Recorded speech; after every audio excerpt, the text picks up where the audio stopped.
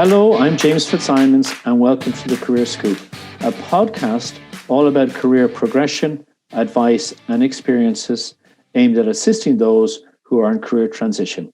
Today, my guest is Veronica van der Hoeven, Managing Director, People Strategy at MUFG Investor Services. Veronica, you're very welcome this afternoon. Thank you, James. Absolutely lovely to be asked to join you today. Super.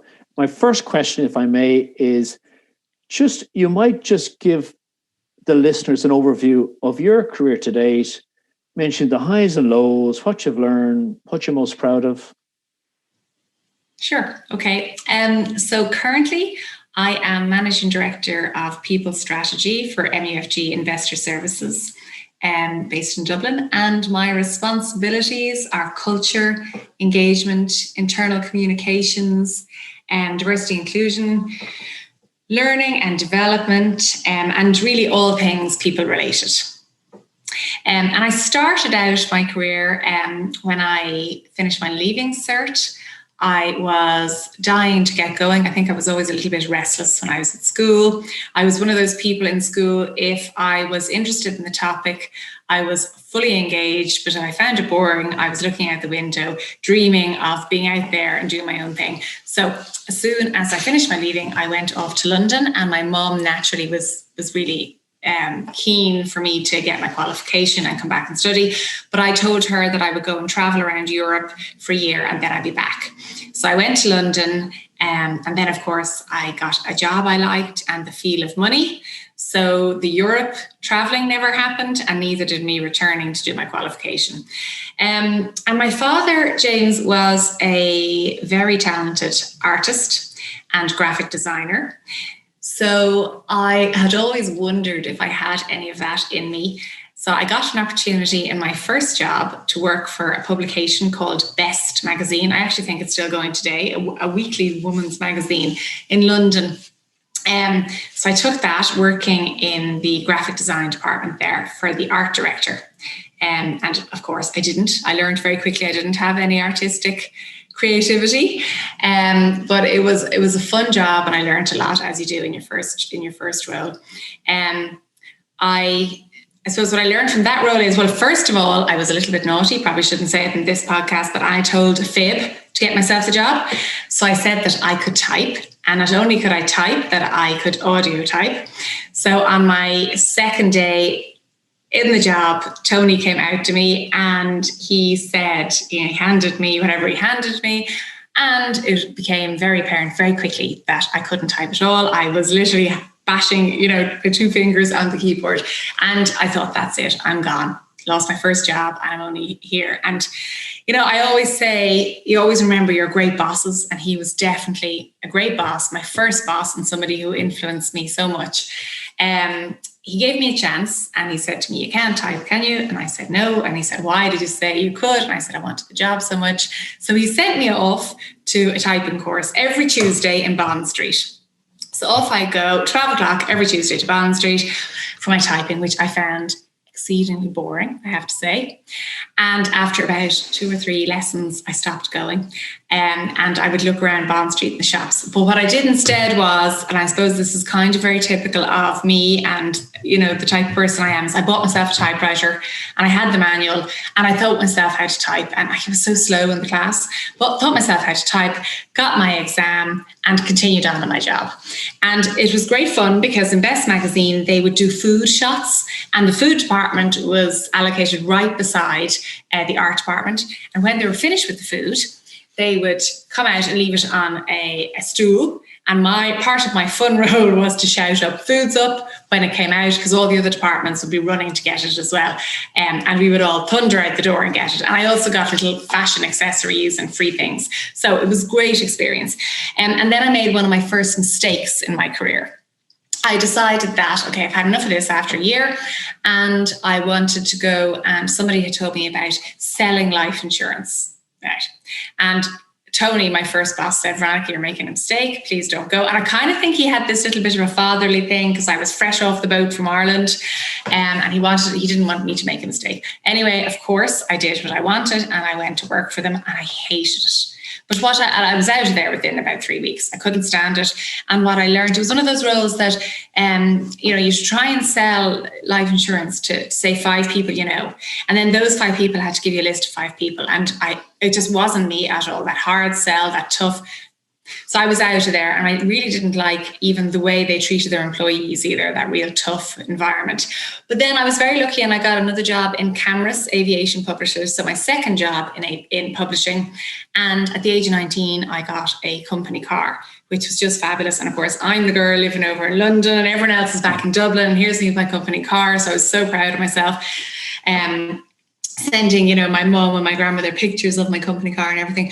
And that was a great job. And when I was working for that company, I was only there about a month. And because I had a company car, they asked me, would I go on a business trip to Paris? So of course, I'm only 19. I wanted to impress the boss. I immediately said yes. And then I spent the next, I'd say, 4 weeks in utter panic about what I'd done and how the heck I was going to drive on the opposite side of the road, navigate my way to Paris, and then get around the Arc de Triomphe.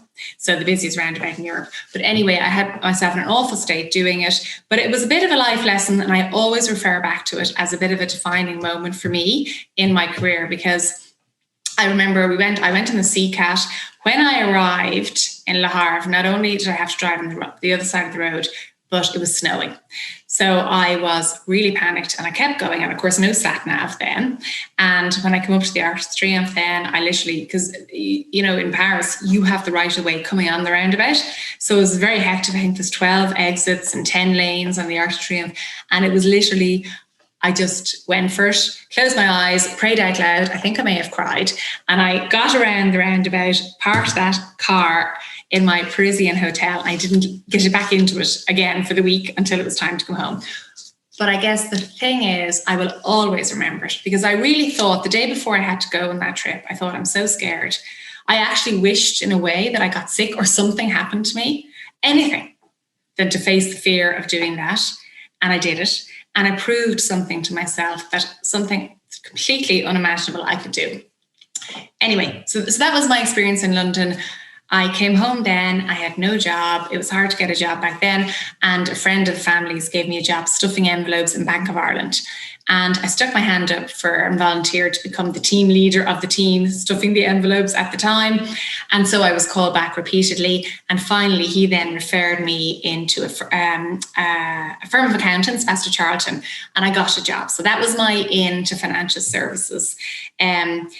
So, I mean, that was nice, and I learned lots there, but it was quite an old-fashioned, firm of accountants. And I moved from there then to Bisys Fund Services. And again, I had a fabulous boss, a female lady, who gave me, lots of autonomy in my role. And I remember there was a new client on board, Rothschild, and she asked, would anyone like to design a trade ticket? It was the first time they were ever taking trades from shareholders over the phone. I stuck my hand up in my head going, what am I doing? Saying yes to this. So I designed the trade ticket. And again, it was one of those things, do something out of your comfort zone. Very quickly after that, I got a promotion. And that was really it, James. My career then in financial services kind of took off. I worked there for a good few years. Then years later, I met a Dutchman, and he convinced me to move to Holland. So I went over to Holland. I had no Dutch, so I had to take a job in Shell Oil, which was a very administrative job. So for me, that was a big leap backwards. And I was very bored. The days were very long. And I guess, when we were talking the other day and you were saying what you learned from each experience is, I learned a lot about myself in that role that I just couldn't do. For me, a role like that, after having the exciting career, constantly challenging myself out of my comfort zone, and I was finding that I was becoming a little bit lethargic in that role, everything. And I do remember a defining moment in that role was one day, and one of the projects, I worked for Shell Oil in exploration in that department. Very interesting projects. But I remember one day him coming up to me in the morning, one of the engineers, and saying, you didn't put my faxes on my desk yet. And it takes me a lot actually for me to get annoyed, but I kind of had it at that stage. And I said to him, well, can't you get your own faxes? Why not? And he was quite disgusted. And I suppose that was part of my role, to go and distribute people's faxes every day. But I just thought, what am I doing? So anyway, thankfully, 15 months later, we decided to move back to Ireland, and I got back into doing what I liked in fund admin, and I headed up investor operations, so all the investor operations side. And again, then it just shows you like the importance of people you work with. Somebody I worked with recognized in me that I had a real strong passion for people. I was always sticking my hand up, you like this, James, for recruitment. So we had a massive recruitment drive. When I joined there, I think I was number 20 in the company or something like that. And we went very quickly into 100 people. So he needed all hands on deck. We had no HR department. So over time, he kind of let me do more and more HR. And then eventually he gave me the role of HR, and because he could see I wasn't really that happy in ops. And that was it. That's how I transitioned into HR. So I was lucky he gave me that chance. Obviously, I had no qualification in HR. I had no third level qualification at all at this point. But I knew so much from managing people. I'd done it for so long and leading investor ops teams. And so that kind of came naturally to me, the people side. And for the laws and legal side of everything, I had IBEC, which were fabulous. We remember them, and they were my best friend. And I found everything. So I self-taught and used them an awful lot. And of course, the internet was around then as well. So that was it. And that was how I got into HR. Then I had my children. And as a lot of women do when they have their children, I did work in the beginning. I actually came back to work way too quick after 4 months after having my son, Will, who's now nearly 15. I'm sure you've heard this before, but I really struggled with the guilt of leaving him to go back to work, and then the guilt of I'm not doing my job properly because I was missing him when I was working as well. So I'd say that was one of my lows. You were asked about highs and lows. And I really wasn't quite sure what to do with myself. But anyway, then I had my first daughter, Micah, and then I stayed at home with her. And then I had my second daughter, Kaya, and that was just after the global crisis, the financial crisis. And we got into a bit of financial difficulty in that we just found it hard to keep afloat. And so we decided I needed to go back to work, and Kaya was only 3 months old. Or we would have to move back to Holland, which I didn't want to do with my children here. I'm I have lots of close relationships in my extended family, and we do a lot together. And I just I wanted them to grow up in that environment that I had. So I did. I went with Seamus referred me, and I went for my first interview in the company I'm in now. So she was 5 months old by the time I went for the interview. And I really just thought, I don't want this job. I don't care about this job. So I'm just going to go in there and say, yes, I want car space. I only want to work 3 days a week. Back then, so that was 10 years ago, it wasn't as prevalent, I suppose, for flexi time and part-time. And I remember it was lashing raining. I pulled up in my Golf. I stepped out of the car. My foot got soaking wet. I kind of squelched up to Grafton to Leeson Street, and I went in for my interview. But my ambitious side started kicking in once we started talking, and I was kind of thinking, okay, I mightn't want this job, but I want you to want me for this job. So, and then I found, throughout the interview process, and I always remembered that I started really enjoying it and liking the sound of the role. And anyway, before I got home, I was offered the job. I took it, and the rest is history. So that's where I am now, MUFG. Yeah. Wow, that's a great story. So I'm really curious of just like you're in that interview. I don't really want to be here, and I do understand that because you're conflicted, and suddenly part of you you're able to pause at warp speed. Yeah. And say, hold on here. Was there an instinct that this could be something? I'm just curious. Yeah. Do you know, I remembered very clearly. It was a feeling of a little bit of excitement bubbling in me again, and I guess, when you're a parent of young children, and as I said, Kai was a young baby, all your focus is on your children. And it's hard to even imagine when you're in that zone, your career zone. And being in that room that day, it was like somebody was kind of relighting that fire, just igniting that in me again. And I could feel a trickle of excitement. And as well, like I always wanted to do well. So there's no way I didn't want to get that job. So I wanted to get it and then have a choice. But I did. I loved the sound of it. And before I got home, I literally pulled to a car park to take the call, and they offered me the job. And I started a month later, and I'll be there 10 years now in March. And that was a great role because there was no HR department there. So I got to set it all up myself.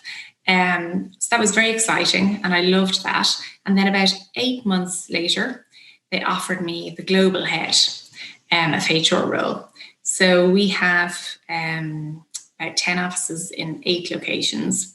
It was a bit different back then, but we had lots and lots of offices all over the globe. And again, I had that fear in me. I can't do it, but I really wanted it. And I recognized that excitement building up about it, and it was like, yeah, you won't have to travel that much and all those kind of things. And of course, within 2 months, it was like, well, you might have to travel a little bit. And I was still doing my 3-day week. And then within, of course, about 5 months, I was doing a 4-day week. And within a year, I was back working full time. And over the years, the highs were definitely all the things I learned and the travel. It was just amazing. Bermuda is one of our offices, and that's where our headquarters are. And I got to go to Bermuda a lot. And you and I have talked about Bermuda, and it's such a beautiful place with that gorgeous subtropical climate, and the Cayman Islands, and then New York. I will never forget my first time in New York. I felt so alive. I loved it. And then, of course, the UK and Canada. Spent many months and years going over and back to Canada. So real different extremes, the freezing cold with your hat on in Canada in the winter, always when it was so much snow on the ground. And then, New York, Bermuda and Cayman. So I really had an amazing experience traveling all around the world. And that was really it. And then I suppose I got promoted to Chief Human Resources Officer.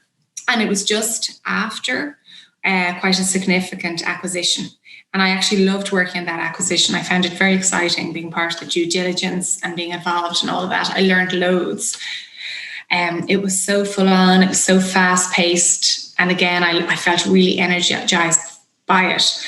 But then once the acquisition was done, I guess the following 2 years was all very administrative, getting our processes aligned, headcount, reports after reports, HR analytics, lots of that. And I did become quite unhappy then. And that probably was one of my low points. I felt probably my values and maybe my passion wasn't aligned. And I felt a bit stuck in what I was doing. And again, I was lucky because somebody recognized that in me. We had a chat about it, and they really recognized that all the stuff that I love is the people side, is developing people, knowing what makes them tick, the psychology of it all. I love communications, everything. And I love culture and how it's developed. So I was offered a new role as Managing Director of People Strategy, and that's what I've been doing now since the beginning of 2018. And I really love my job. Obviously, I have my days like everybody else, but in general, I feel like my values are aligned, my passion is aligned with my career. So that's really it. You're very lucky because most people don't have that. Yes. And just from listening to your story, which obviously you have this inner part of you that really knows what works for you and doesn't, and you're not afraid to communicate that. And where your strengths lie. Yes, to an organization. So. But you know the way yourself, it takes you a long time to realize that. Like, when I was younger, I probably stayed in, definitely one role way too long. And I wasn't happy there, even though I had a great career there. I wasn't happy. And I did think, this is it. This is the direction I'm in. This is the road I'm on. I have no other choices. Whereas now, if I'm talking on a panel or giving advice to anybody, I always just say, you're never stuck. You can recreate your career so many times. Absolutely. You just need to find what you're good at and find what you're passionate about. And I love, millennials, they get an awful rap today, but I love their drive and their, I want to be promoted next year or whatever. But I also think sometimes, and I've said to many people who've worked for me over the years, if I promoted you that quickly, I'd be doing you a huge disservice. You have to experience it. You have to go through those experiences to learn, to know about yourself, to kind of go, okay, well, that was a mistake, but now I know this about myself or that about myself, or I should have spoken up more. That's one I would have often thought about, over more recent years when I was younger. I wish I'd just said what I was thinking rather than being afraid to. But that's experience. That's maybe being enabled. Yes. And also obviously you had a young family, you were traveling, you have a new job. Yeah, There's only so many hours in the day sometimes. And it's about energy as well. Absolutely. Yeah. I'm just curious because obviously, as you said, you haven't got HR, you didn't HR qualify before going into it. Yeah. You must be a fast learner, or you must be able to consume a lot of detail and be able to ask maybe that stupid question. What does that mean? What does that mean? What does that mean? Yeah. And anything that you want to bring, maybe a funny story of, because there's a lot of legislation. In HR, obviously, there's leadership development, there's employee engagement, there's culture stuff. Yeah. Any that you had to kind of learn something that I don't really get this. I know what I need to know. How did you work your way through it? I guess, well, I certainly wouldn't have said, in school, if something didn't interest me, I wouldn't have absorbed it very quickly. I would have had to work very hard on it. But I think because I was so interested in it, that I just, because I had a passion for it, reading up on it was no issue for me. I would look it up on the internet. I would speak to people. And again, IBEC were great at pointing you in the right direction. Everything else, they were all kind of rules. And I remember earlier on in my career kind of copping on that, well, just follow the procedure and you'll do all right. But because I suppose one of my strengths were the people awareness side, and that seemed to come quite naturally to me. So dealing with people and knowing what questions to ask, that side came naturally to me. And the rest was following a process or a procedure or looking it up or finding out. And I guess that's the other thing. I think having empathy is so important in these roles. And I suppose I was always a strong believer in whatever you're carrying out. And sometimes HR, you have to do things that are tough. And certainly whatever about being tough on the person carrying it out can be very tough on the person receiving it. So do it with kindness, or do it with respect, or do it with a bit of empathy. And I that was a bit of an internal motto of mine, because you never know the hour of the day, and we all see things through our own lens and everything. So I suppose I always felt very strongly about that as well. And my teams would always say that to me, that's something they appreciated, that if I was giving feedback, that I would do it in a compassionate way. But of course, business is business as well. And sometimes, especially in HR, you do have to do things that are really tough. It's just part of your job. But I suppose what is up to you is how you deliver it. How you deliver it. And there's a spirit of that, as you said, about the empathy. Yes. And going there. And it's funny, you're segueing on to another question. I was just thinking, like, if you're your 24-year-old self. Yeah. Well, let's change the question again. Like yourself, or what would you give to somebody else? What advice would you give to yourself, or what would you give to somebody else, and how they might start off? Because, and the purpose for just because you haven't really planned your career. Gosh, no. And opportunities have presented themselves, and you've grabbed them. Some may be less attractive, some may be more attractive, some you didn't know. Yeah. So I'm just curious how you would package that to somebody to say, you know what, you have to have a go. Put your hand up maybe when you're a bit stuck. I think, well, first of all, if I was to give myself any advice, my 24-year-old self, I would say, stop worrying so much. I worried about everything. And I was kind of a funny mix, because I was a worrier, and yet at the same time, I was open to taking a bit of risk, which helps you as well. I always say to people now, hard work is so, so important, but it will only get you so far, because there's loads of people out there who work hard. And if there's only 2 promotions in that team, what are you going to do differently so that you get noticed? so you're the one that's picked over the other 4 people out of 6 that may be really hard workers. So I suppose, I was a bit conflicted. I was very compliant in one respect and I worried about stuff like that. On the other hand, I wasn't afraid to take a risk. I would stick up my hand for things and figure it out afterwards, usually in a bit of a panic, but I would nearly always figure it out somehow.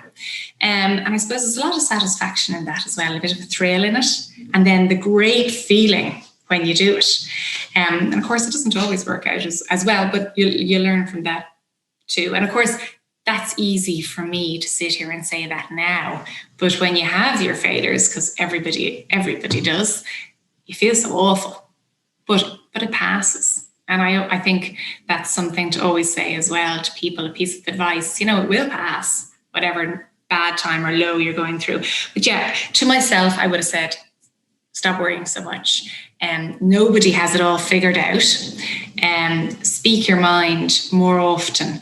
And I would have said, find your passion and go for it. Whereas, as I said, James, when I got into finance, I thought, that's it now. Here I am. Isn't it great? I'm in this great industry. But I really wasn't that keen on the operational side. But again, I did. I let people know about my passion for people and all of that. And so I suppose that, coupled with the fact that I had some really good bosses, helped an awful lot. To other people, I would say, and I always say this when I'm doing a panel, especially for women, one of our diversity and inclusion pillars at MUFG is gender.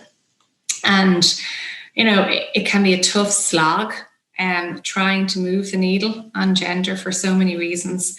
And one of them is, I suppose, women tend to only go for roles when they feel they have 100% of the skill set.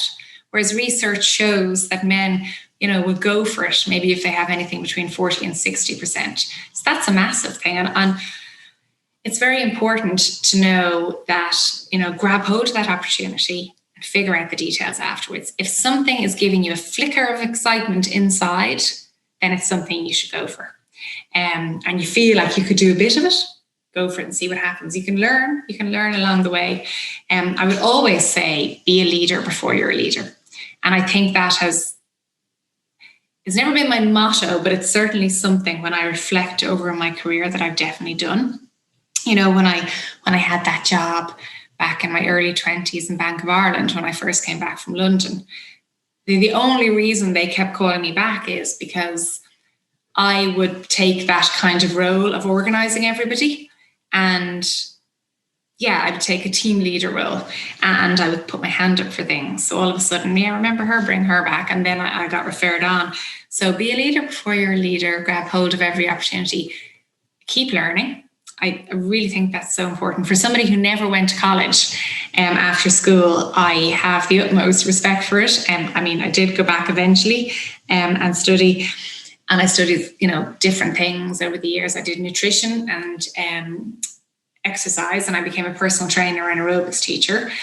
But as you probably read, I much preferred to study it than to teach it. I found, again, one of the lessons that you learn that there was such an interesting course. I did it up in Dorset Street every Tuesday night, every Thursday night after work. I go up there for a couple of hours, and every Saturday and some Sundays too, go up and literally spend the day up there exercising and learning how to teach people about exercising. And I loved it. And then I tried to teach it and it was so flat for me. So I quickly learned, okay, there you go now. I wasn't really that interested in teaching it at all, but I loved the learning of it. And then I studied psychology, and my plan was, it was an NUI course. So I did counselling and psychology year 1. And my big plan at the time, I had 2 children, was to go on and become a counsellor. And then I was pregnant with my 3rd baby, Kaya. So that kind of knocked that on the head. And then finally I went on to study ethics and culture, which I really, really enjoyed. And I only did that recently in the Institute of Bankers. So a great course there. But I would say keep learning, because it opens so many doors. If you've ever heard of Susan Greenfield, she's a neuroscientist, she's a writer, and she has such great TED Talks. She's so interesting to listen back to. And she talks about the brain and, how the more we learn, the more connections our brain makes. So the more we want to learn. So literally, the more we learn, the more we learn. And I actually remember feeling that when I was studying. I just was like a sponge all of a sudden. I couldn't wait to learn more and more and more. So keep learning and network, because networking can be kind of tough. You know, people always say to me, "Oh, you must love networking because you're bubbly." And actually, I actually don't love it, because you got to go into a room and it takes a lot of energy and effort. But it's very important. Tell me about that, because one of the fellow people who've decided to very kindly give their time to Kingsley Aikens, who's CEO of the Ireland Funds and has his own CEO of the Networking Institute, who's a phenomenal networker. And I'll share with you, he has 50 tips to network and stuff like that. Yeah. But everything in life is about networking. Yes. Take away the business aspect as a human, and particularly now in these times we're in lockdown as of yesterday of 5K. It is the time you got to reach out to people, and that's networking on one level. Yes. So for a younger person who might be listening, or even not just a younger person, you know, what advice would you give? How do you network? What's networking to you? It's a buzzword that people, I could never do that. I send a text and never respond. Maybe pick up the phone and say hi, or make the ask. I'm just curious your thoughts around that. Well, I guess pre-COVID networking for me was, I started making an effort when I joined 100 Women in Finance. And Anne Keyes there, who's co-chair of that organisation in Dublin, and I knew her from the recruitment industry as well. And then over time, she asked me, would I speak at something? Then I got asked to speak at the Women in Finance conference. And so I could start to see the benefit of networking. You know, people started wanting me to talk at things, be part of a round table, first thing in the morning, and so on. So I could see that. And then I joined the 30% club as well. And I suppose just turning up at events. So when you're tired at night and you want to go home, go even just for half an hour, because you're sitting there going, oh, I really just want to go home. I don't want to attend this. I have to drive there. I have to make an effort to walk around the room. But it's like everything that's a bit difficult. Once you leave, you go, that was quite worth it, really well worth it. You get introduced to different people, and you just never know the time or the day that person comes knocking on your door and asks for something, or asks you to take part in something or become something or whatever it is. And I think now then, James, the difference is making sure every now and then that you put it in your calendar, make an effort to reach out and say hi to people. And would you like a virtual coffee? I just had a virtual coffee with somebody yesterday on Zoom. I was so busy. My calls were back to back from 8 o'clock in the morning till last night. And I thought, oh my God, I don't have time for this now. 2 minutes into the conversation, I was really glad I did. It was so nice to reconnect with the person. It was enjoyable.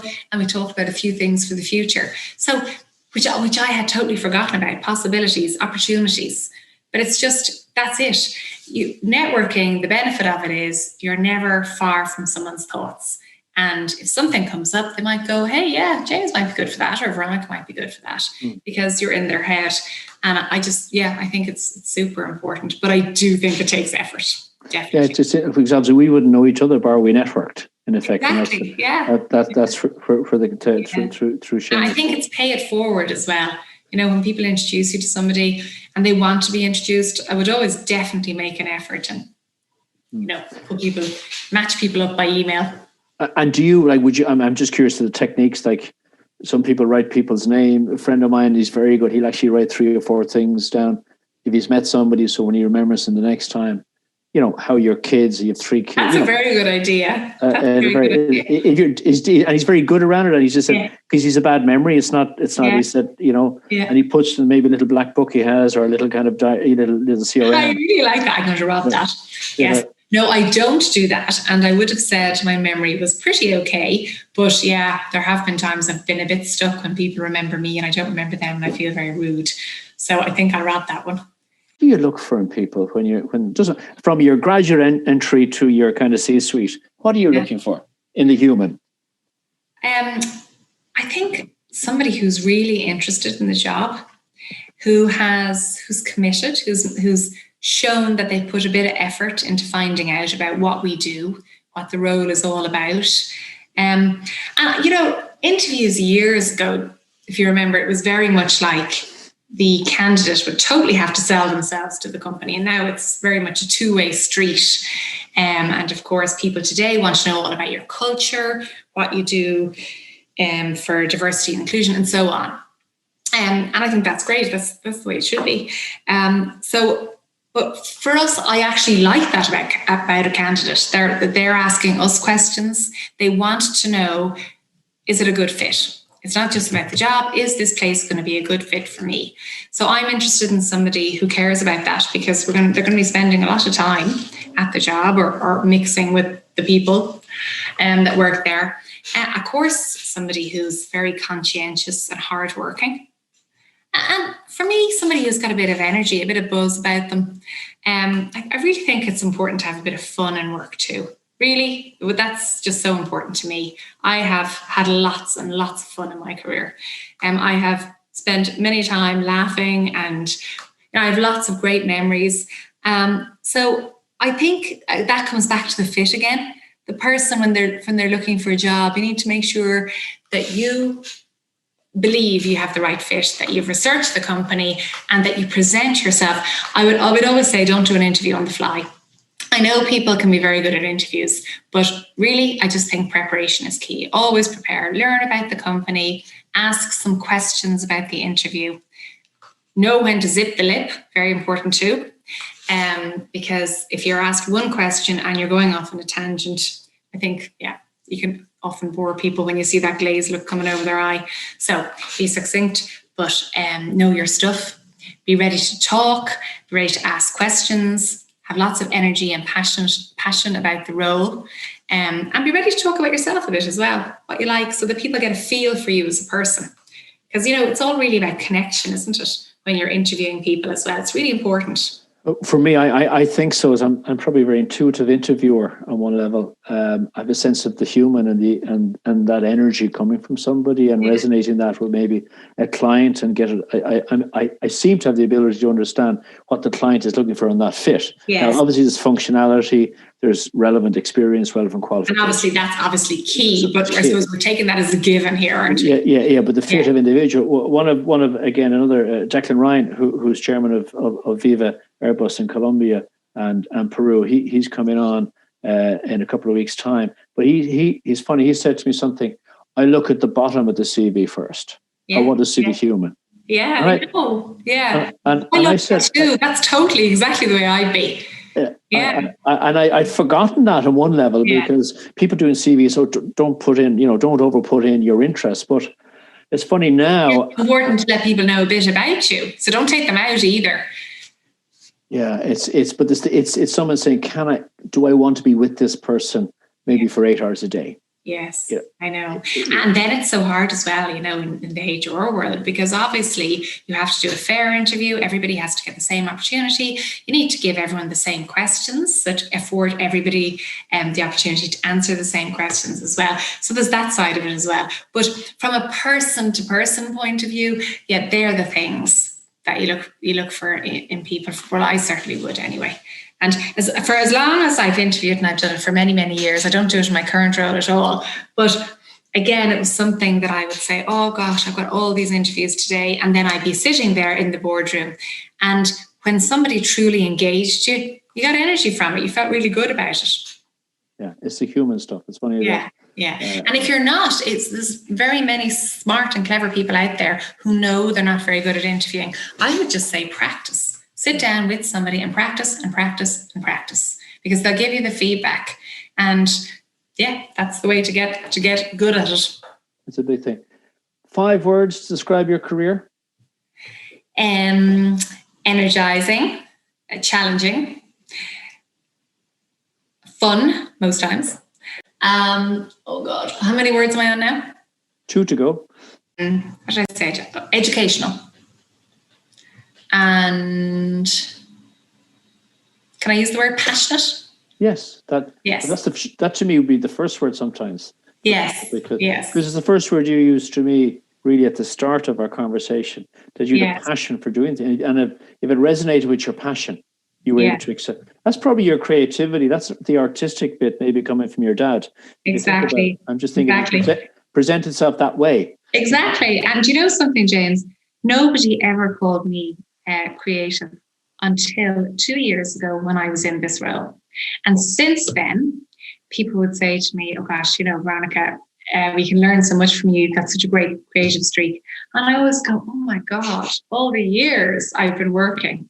I never would have given myself that strength or that label. But there you go. I was just looking at it in a very one-dimensional way. Yeah. It's the first thing that when I was listening to speak, I said creativity. As you talked about your dad, that was the artistic bit. Yes. It presents slightly differently. Yeah. And my last question, if I may, and this may fit into your course experiences up in Dorset Street, and you being a moderately successful teacher of I'm going to say wellness, if I can use that in the sense of that. Workplace stress, mindfulness, moving job. It's very busy for people being on emails, different time zones. I know one of my daughters, did a 70-hour week last week because they were closed. She's a lawyer, closing a transaction. Yeah. What's your thoughts? What's your thoughts around that? Well, actually, I'm again going to use the word passionate about mental health and wellness.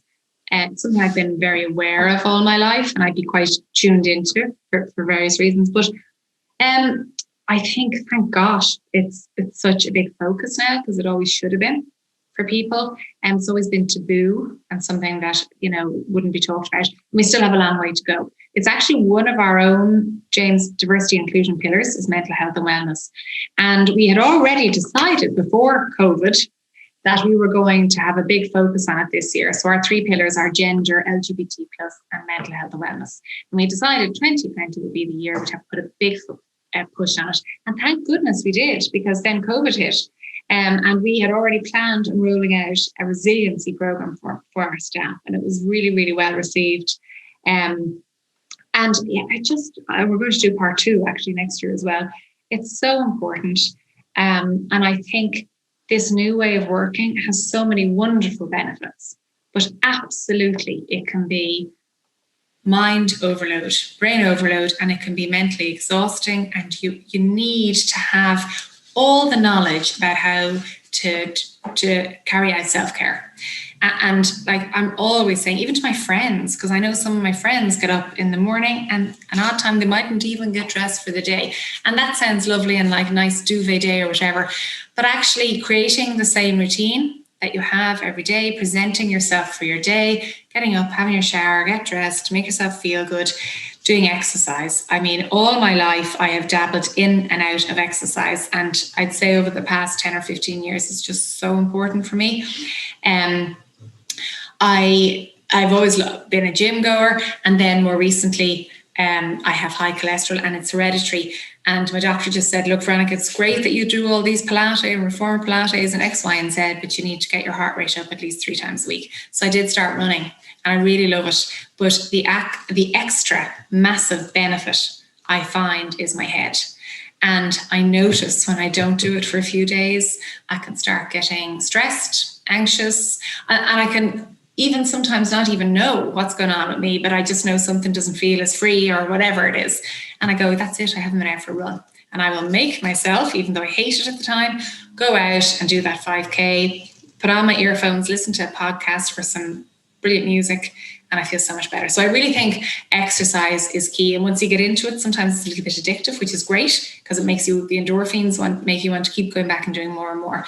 But I think employees and for everybody, they need to create a self-awareness around mental health, because it's so important to look after yourself as parents, as employees, as whatever. You can't look after anybody else unless you look after your own mental health first. And we're all on this continuum, and throughout life we'll go up and down, and we'll most likely all experience it or know somebody in our family who experiences the highs and lows. But for employers, I think look after your people, give them that sense of being cared for, that they belong and that they're valued. And, they will really, it's so true, they will take care of your business because they will be loyal. They'll be more likely to go that extra mile for you, for your business, and they'll be passionate about what they do. And most importantly, you will retain your good staff. So taking care of people's mental health is really important for employers. It always was. Now it's more important than ever. And saying to people, take your break. Don't be working long hours. Keeping an eye on it. Keeping an eye out for those employees who won't turn their camera on.